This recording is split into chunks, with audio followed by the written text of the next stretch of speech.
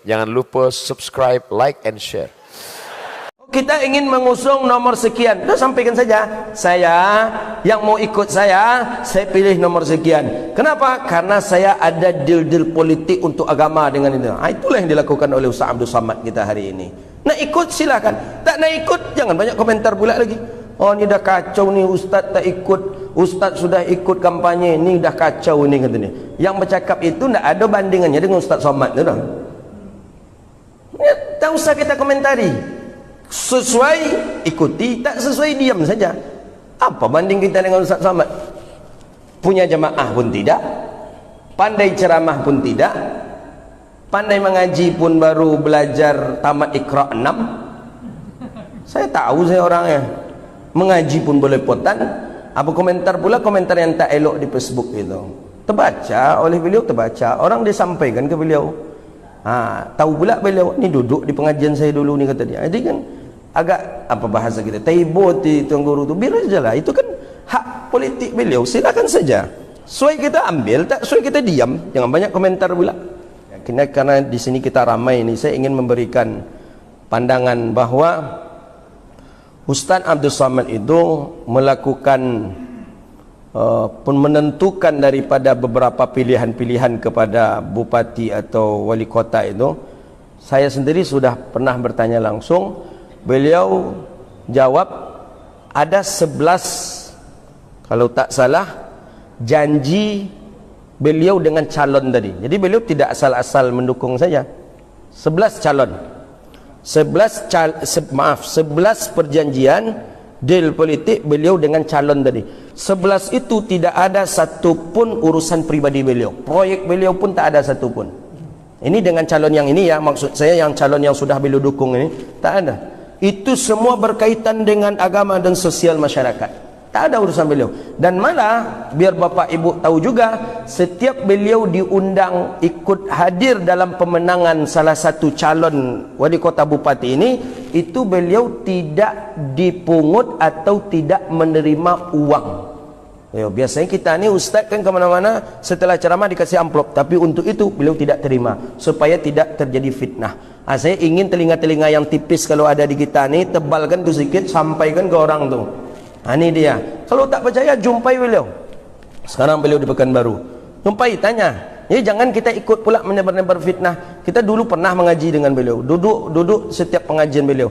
Tapi ada satu hal sedikit lah ikut pula gitu. Alah ustaz kalau kacau, ustaz kacau, inyo lebih kacau pula lagi. Jadi kalau kita tak setuju, kita tak cocok, kita dah diam saja.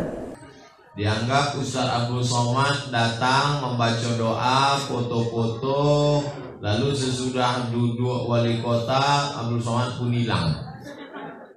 Ambolah kunci wali kota, 2 balai kunci yang kau pasang.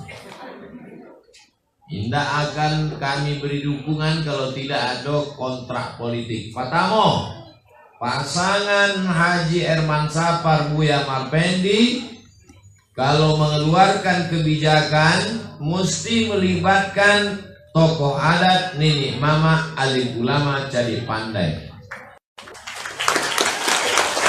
2, Haji Herman Sapar Buya Marpendi siap mempertahankan semboyan adat Basandi Sarak Basandi Kitabullah di Bukit Tinggi. 3, pasangan Herman Sapar Buya Marpendi memperhatikan surau serta semua yang terkait dengan surau. Yang ambo makasih terkait dengan surau, di surau itu orang Minangkabau tidak bisa lepas dari surau. Oleh sebab itulah anak muda Minangkabau pandai mengaji dan pandai basilek, bakudo, memanah. Sampai pasangan Haji Herman Sapar Buya Marpendi memasukkan 5 pelajaran agama Islam di sekolah umum, Quran hadis, akidah akhlak, bahasa Arab, sejarah Islam, fikih. Tentu bertahap, berkecamatan karena keterbatasan APBD. 5, pasangan Haji Herman Sapar Buya Marpendi menggiatkan Basnas, PNS, pegawai, karyawan BUMN, bank, guru, gaji pendapatan zakat potong atas untuk membiayai guru pendidikan agama Islam tadi. 6. Pasangan Haji Herman Sabar Buya Marpendi memperhatikan kesejahteraan guru mengaji dalam program Maghrib Mengaji. Awak mesti hidupkan lagi tradisi Minangkabau, Maghrib ke Isya tidak ada orang jalan-jalan. Maghrib mengaji. Handphone mati, laptop mati, sado mati. Bukan dek pemadaman bergilir. 7. Haji Herman Sabar Buya Marpendi memperhatikan kesejahteraan penggali kubur, penyelenggara jenazah. 8. Haji Herman Sabar Buya Marpendi menggiatkan kajian bersilabus untuk pegawai-pegawai supaya pegawai Pemko takut kepada Allah, supaya tidak korupsi, supaya tidak mempersulit urusan orang banyak. 9. Pasangan Haji Herman Sabar Buya Marpendi memperhatikan semangat keagamaan kalangan milenial. Ada apa tulisnya?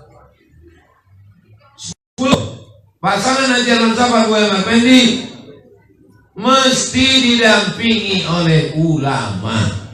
Sebalik, pasangan Haji Herman Sabar Buya Marpendi tidak menjadikan jabatan wali kota sebagai tujuan, tapi hanya sebagai sarana untuk amar ma'ruf nahi mungkar. 12. Pasangan Haji Herman Sabar Buya Marpendi duduk sebagai wali kota Bukit Tinggi, maka segala poin-poin di atas diawasi dan dievaluasi oleh Kementerian Agama dan Majelis Ulama Indonesia. Kata kuncinya.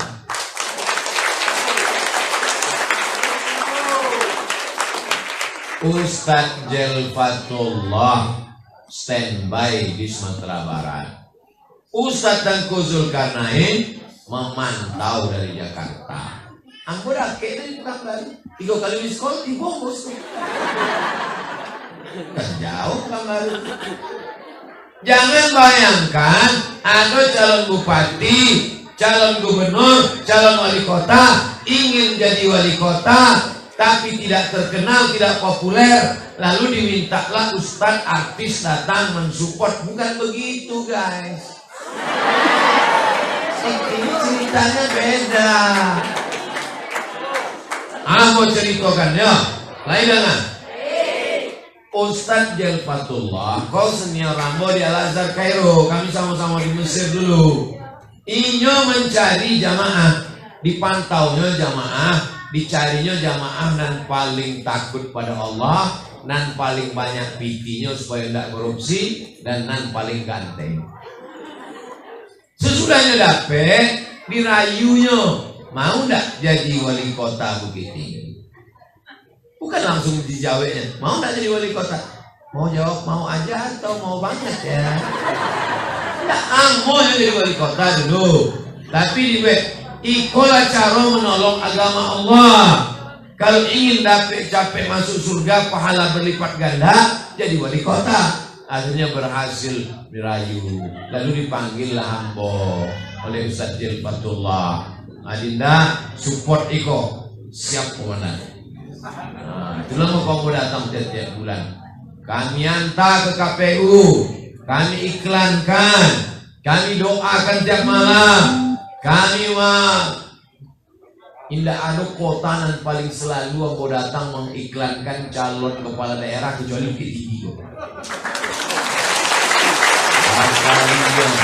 Kalinya Bukit Tinggi Pak, masuk gang keluar gang. 2 hari kok ke pasarnya 2 hari. Baju orang jual kambing, jual mie, jual sado. Senyum. Pak, jangan lupa pilih. Nggak terbayang lu di Kairo akan jadi juru kampung. Nggak ada talenta. Bayangan dulu pulang jadi dosen. Bayangan dulu pulang jadi intelektual. Nggak ada terbayang akan tagak. Coba sama. Lebih tinggi kok lah.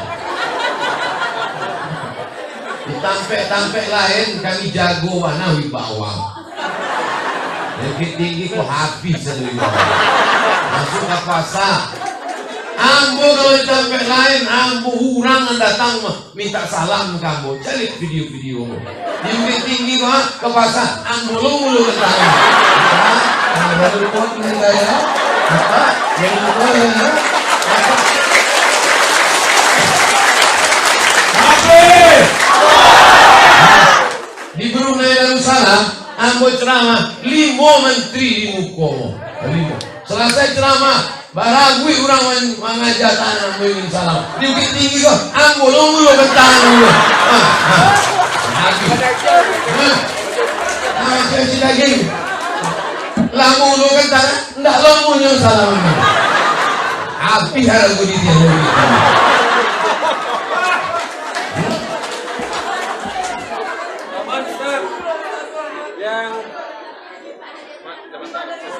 Kamu selesaikan lo.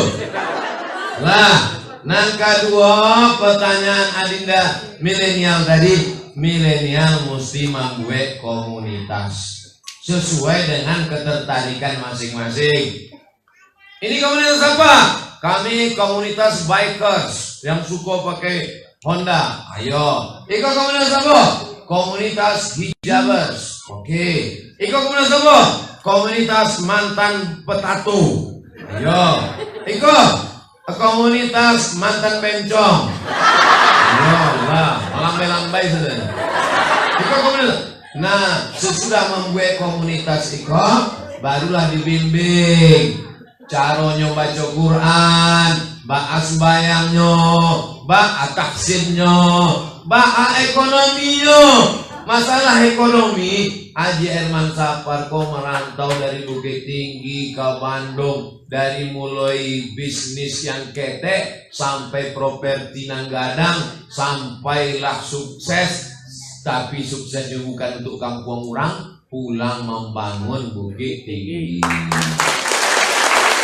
Bukan teori, dia belajar kayaknya, baca membuka bisnis, baca itu belajar kayaknya. Adapun kemudian Iko pertanyaan terakhir tadi dari WNA, warga nagari agama. Orang luar Bukit Tinggi, caronya.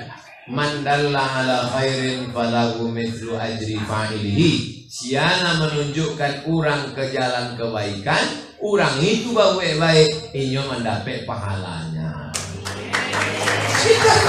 Kita Bukit Tinggi itu kan banyak daerah yang tidak mungkin KTP-nya tidak, tapi inyo menunjukkan kebaikan. Diceritakannya di WA-nya, jangan lupa ya, tiap harinya WA, jangan lupa ya, coblos nomor 2, susah aja mau tahu lah mau nomor barang gitu ya. Di WA-nya juga sih, jangan lupa ya, ikut video Ustaz Abdul Somad, lama-lama orang itu terbuka pintu hatinya di doa, kalau tengah malam, pas sampai tanggal 9 Desember pagi, dicoblosnya nomor, duduk mereka. Ditagakkan amar ma'ruf nahi mungkar, mengajilah anak-anak, surah wa idui, tagaklah anak satu anak muda selamat dari penyakit-penyakit zaman niko, maka pahalanya mengalir ke WNA tadi. Jadi, Assalamualaikum warahmatullahi wabarakatuh.